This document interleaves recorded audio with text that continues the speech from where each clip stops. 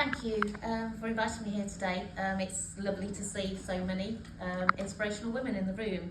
I'm privileged to stand here today to tell you my story, especially as my son Matthew is here with me today. Matthew has fetal valproate syndrome because I was told I definitely needed to continue taking my medication prescribed for epilepsy during pregnancy.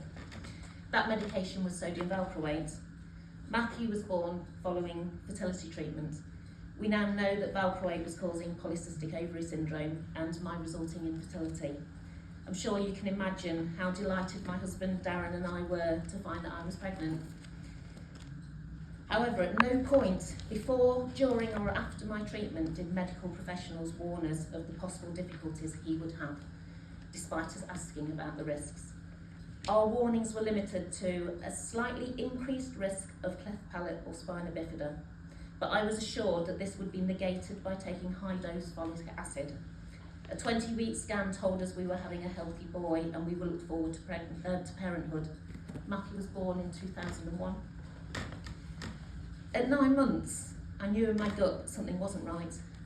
Matthew was not meeting his developmental milestones, and little did we know how different our lives would turn out from the expectations that we had. I read a report on the BBC News website about the connection between valproate taken in pregnancy and developmental delays in children. It was a report that felt like it was written about Matthew. My obsession for information was intense, even in the days of dial-up internet, and I researched into the early hours of each morning. I bought a medical dictionary to understand the terminology used in research papers, and we felt sure that Matthew had been affected, and our world suddenly felt very small. Like Darren, my mum was amazing. She validated my feelings without diminishing my love for Matthew, and she even went with me to the GP where I spilled out my concerns, seemingly breathing through my ears, because I knew I only had 10 minutes to get it through. I was so fortunate to have a GP that believed in me, even though he had no idea about the link. Conversely, my health visitor told me that I was overthinking and that had I not been so middle class, I would not be worried at all.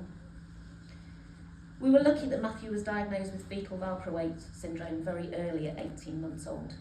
By then, he already had glasses for his eye conditions. But we were still looking for a way forward, unaware of the longer-term issues he would have. No one could help us, no one could provide advice. And then one night, I found a phone number on the internet for a woman that might. The day I spoke to Janet Williams changed my life. She saved me. She told me that I would need to fight, that I would need to be the expert. She said that I should expect to educate every single medical professional and teacher, and that I should be willing to give my all for him. She was absolutely right, and she changed my mindset. I became the expert in Matthew's life, and I developed the fighting persona needed to help him. And I'm so privileged to know Janet and Emma, who fight so hard for all of our children born with fetal valproate syndrome. Matthew has a cognitive learning disability, a gap where the two halves of his brain did not fuse properly. An epilepsy syndrome linked to his brain physiology, comprising of 4 types of epilepsy.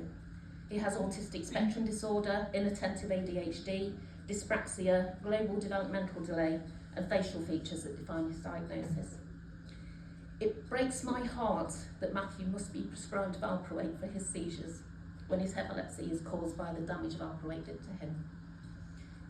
I was able to change my medication, and my daughter Charlotte was born without any medical or developmental damage, something that all of our children should have been able to hope for. However, she makes unconscious compromises every single day to support her brother, but I'm bringing her up to be a strong woman as well. I'm proud of Matthew every day. I'm proud that he's learned to catch 2 buses to his part-time job in a bakery shop. I'm proud that he's universally loved by older ladies because he's always polite and helpful. I'm proud that he's tackled difficulties that he doesn't even know about for the whole of his life. I'm proud that my husband Darren, like so many of our partners, supports our fight and stands behind us, and that my mum continues to be the role model that I should build myself on. I'm also proud that INFACT has driven the campaign for justice for valproate children, and that Janet and Emma have a relentless drive to ensure that our children are supported and provided for when we as parents are no longer here, which is the greatest fear we all have. I'm proud that INFACT is a community of remarkable women that have all fought for their children, who have been the expert in their children's medical and educational appointments and have supported each other through this. And I'm also proud that so many of us as mothers have supportive MPs who understand the need for resolution to the proposals for redress. So thank you for all of you who continue to help us. However, I'm disappointed that we don't have a resolution and that we continue to wait. We've waited 2 years since the Hughes report was published. I'm disappointed that our children have ongoing needs that are not being addressed or planned for the future. I'm disappointed that as women and mothers we have been dismissed, disrespected and gaslit by medical professionals, well-funded epilepsy charities and successive governments. My message to the government today is it's your responsibility to our children to provide a future for them. The government in 1972 knew the risks of prescribing sodium valproate in pregnancy, but they licensed it anyway. We were worth more than that, and our children are certainly worth more than that. Please ensure the recommendations of the Hughes report are included in the government spending review, because you'll always find another priority, and ensure that someone is held accountable for the valproate scandal, which is a glaring omission so far. Please do the right thing for valproate children, because we as parents are running out of time. Thank you. I'd like to pass over to Megan.